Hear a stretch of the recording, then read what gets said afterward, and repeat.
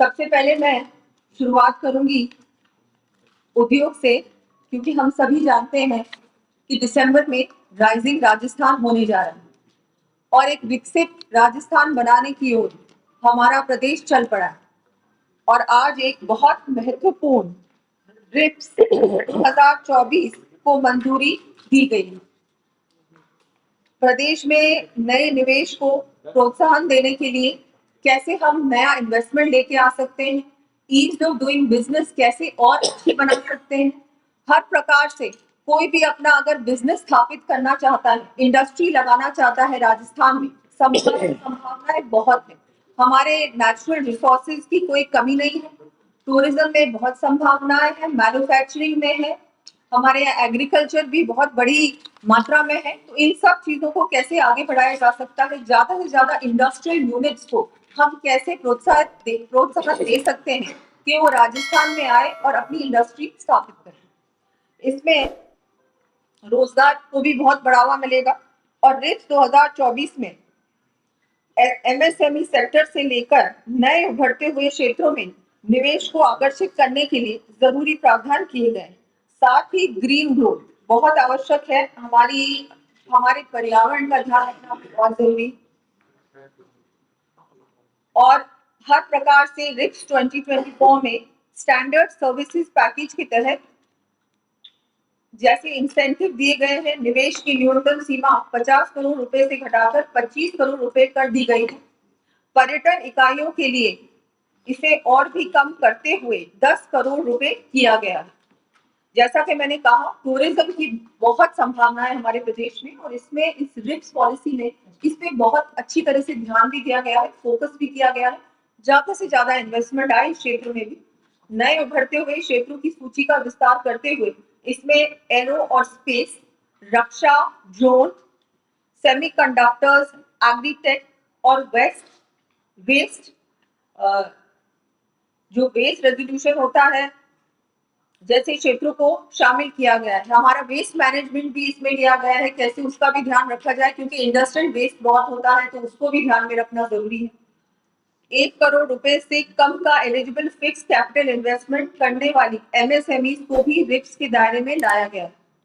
प्रदेश के हित को ध्यान में रखते हुए राज्य सरकार के विजन और बजट 2024-25 की घोषणाओं के अनुरूप रिप्स 2024 में हरित विकास, ग्रीन ग्रोथ, निर्यात संवर्धन, एक्सपोर्ट प्रमोशन और क्षमता विकास, कैपेसिटी बिल्डिंग पर विशेष फोकस किया गया। नए यूनिट्स लगाने और पहले से चल रही इकाइयों को प्रोत्साहन देने के साथ साथ उन मौजूदा उद्यमियों को भी रिप्स 2024 के लाभ प्रदान किए जाएंगे। जो कि हमारी 6 यूनिट्स है, उनको भी ध्यान में रखते हुए फिर से रिवाइव किया जाए, जो हरित विकास में निवेश कर रहे हैं और पहली बार निर्यातक बन रहे हैं। रिप्स के अंतर्गत लगने वाली इकाइयों की परिचालन लागत को कम करने के लिए भूमि और बिजली के संबंधित FOP, factors of production incentive शुरू किए गए हैं। Flexible land cost payment model में मैन्युफैक्चरिंग यूनिट स्थापित करने वाले निवेशक भूमि लागत का 25% अग्रिम भुगतान कर सकते हैं। शेष 75% 10 किश्तों में 8% ब्याज सहित देय होगा। 8 प्रकार की पावर इंटेंसिव इंडस्ट्रीज को पावर कॉस्ट इन्वेस्टमेंट इंसेंटिव्स प्रदान किए जाएंगे। इसमें कैप्टिव रिन्यूएबल एनर्जी संयंत्रों में निवेश पर सब्सिडी के साथ ही अतिरिक्त 5% स्टेट जीएसटी प्रतिपूर्ति का पीएनजी की वैट दर पर 5% वैट प्रतिपूर्ति का विकल्प शामिल है। एमएसएमई सेक्टर में युवाओं को अधिक रोजगार प्राप्त होने की संभावनाओं को देखते हुए इनके लिए स्टैंडर्ड मैन्युफैक्चरिंग पैकेज की तुलना में ब्याज छूट का लाभ अधिक अवधि 7 वर्ष के लिए दिया जाएगा। खादी, ग्रामीण, पर्यटन और कृषि एमएसएमई के लिए अतिरिक्त लाभ दिए जाएंगे। इसी प्रकार एमएसएमई के लिए स्टैंडर्ड मिनीमार्ट पैकेज और स्टैंडर्ड सेवा पैकेज की तुलना में निवेश सब्सिडी का लाभ अधिक अवधि 10 वर्ष के लिए दिया जाएगा। स्टार्टअप्स और को प्रोत्साहन देने के लिए महिलाओं द्वारा संचालित स्टार्टअप्स को 2 साल के लिए 100% स्टेट जीएसटी की प्रतिपूर्ति प्रदान की जाएगी। ये बहुत बड़ा कदम है। महिलाओं को प्रोत्साहन देने के लिए, आत्मनिर्भर बनाने के लिए हमारे मुख्यमंत्री जी ने बहुत बड़ा फैसला लिया। विशेष निवेशों, मार्केट इन्वेस्टमेंट्स के लिए राजस्थान की कंपेटिटिवनेस बढ़ाने के लिए 3,000 करोड़ रुपए के निवेशों पर 5 गुना इंसेंटिव प्रदान किए जाएंगे। इसमें अन्य राज्यों की तुलना में प्रतिस्पर्धता में सुधार हो सकेगा। मैं आप सभी को कहना चाहूंगी कि इतना बड़ा काम होने जा रहा है, राजस्थान आगे बढ़ रहा है हर प्रकार से।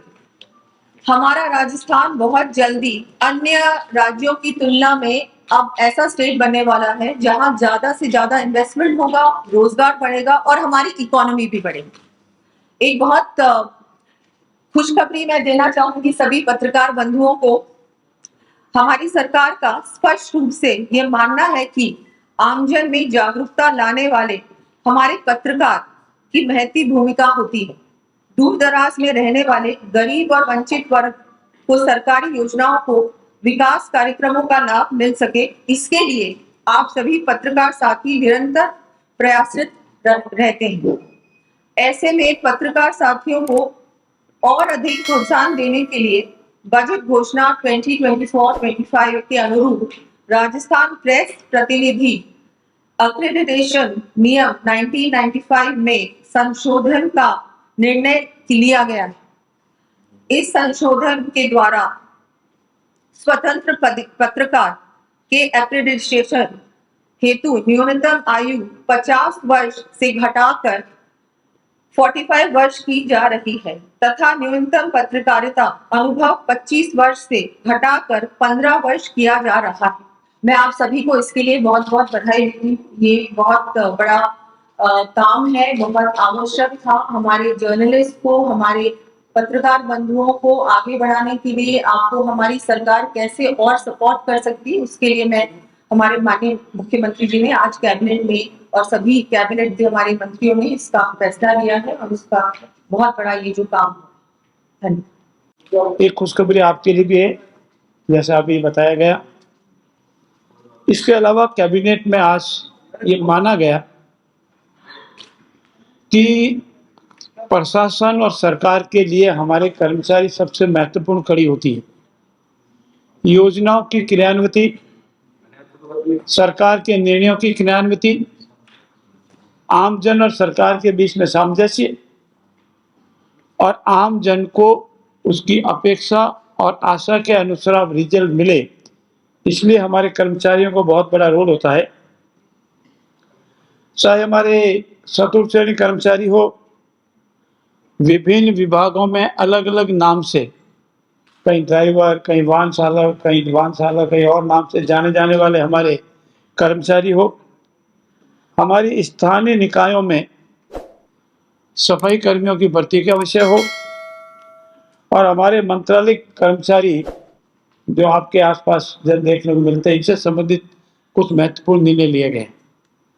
चतुर्थ श्रेणी कर्मचारी में हमेशा आज तक की योग्यता 5वीं और 8वीं थी और भर्ती के अलग अलग प्रक्रियाएं थी। इसको कंसोलिडेट करते हुए हमारे यशस्वी मुख्यमंत्री का जो ये फोकस है कि हमको इस साल 1 लाख की भर्ती के टारगेट से अबव जाना है और भर्ती में आरोप नहीं लगे, असमंजस की स्थिति नहीं रहे और एक निश्चित प्रक्रिया के तहत भर्ती हो। इसीलिए निर्णय लिया गया है कि अब चतुर्थ श्रेणी कर्मचारी की भर्ती में 10वीं पास की योग्यता होगी और इसकी भर्ती राजस्थान कर्मचारी चयन बोर्ड के द्वारा की जाएगी और वो लिखित परीक्षा करके करेंगे। लिखित परीक्षा होगी, अपने आप अपनी योग्यता के अनुसार आएंगे और राजस्थान कर्मचारी चयन बोर्ड करेगा, वो अपनी प्रक्रिया के अनुसार करेगा। हमारे जितने भी वाहन चालक हैं उनके अनेक विभागों में अलग अलग नाम हैं, उन सब का एक नाम पद कर दिया है वाहन चालक, ड्राइवर, और वो वाहन चालक भी अब 10वीं पास होगा और इसकी भर्ती भी इसी जो मैंने अभी बताई इसी प्रक्रिया के तहत राजस्थान कर्मचारी चयन बोर्ड द्वारा किए जाए। इतना ही नहीं, ये हमारे हमने अभी मोटे मोटे तौर पर आंकलन किया है तो हमारे चतुर्थ सैनिक कर्मचारियों के करीब 60,000 के आसपास की भर्ती होनी बाकी है। इतना आंकलन तो दिन पे होता रहता है, हर महीने रिटायरमेंट भी होते हैं और कोई कारण हो जाता है, रिक्तियां होती रहती है। तो मोटे मोटे आंकलन के अनुसार करीब 60,000 की भर्ती हमको करनी है। और ये जो दूसरे हमारे वाहनशाला के स्थानीय भर्ती निकाय है, उसमें भी करीब 23,000 के लगभग 23,850 हमने जो आंकलन किया है के अनुसार भर्ती होनी है। और स्थानीय निकायों में इस सब को मिलाकर के हमारा जो टारगेट है उसको हम 1 लाख को अचीव करने के लिए निर्णय लिए हैं। हमारा जो कर्मचारियों का भर्ती बोर्ड, इसके अलावा जो विभिन्न निकाय है, इसमें सफाई कर्मियों की भर्ती भी अनेक बार विवादित रही है और इसका विधानसभा में आपने हमारे मंत्री जी का उद्यम सुना था, कितनी बार भर्ती हुई, फिर भर्ती हुई। उसमें भी निर्णय लिया गया है कि हम लोग उसमें निश्चित प्रक्रिया के तहत सफाई कर्मियों की सभी भर्ती उनकी 2 साल के सफाई के अनुभव के आधार पर भर्ती करेंगे और वो निश्चित प्रक्रिया के तहत होगी। हमारे मंथली कर्मचारी जो है उनका L15 था, उसको हमने L16 कर दिया है ताकि उनको भी उनकी योग्यता के अनुसार मानदेय मिल सके। और इसमें हमने Rajasthan governor secretary, Rajasthan attendance ministerial and class 4 service code 2024 में कार्मिक विभाग की हमारी जो अधिसूचना थी 27/6/2024 को जारी की थी और उसी के अनुरूप हमने इसमें 2 वर्ष के छूट का अनुभव दिया है, उनको रिलैक्सेशन दिया है ताकि वो इसके अंदर आ सके।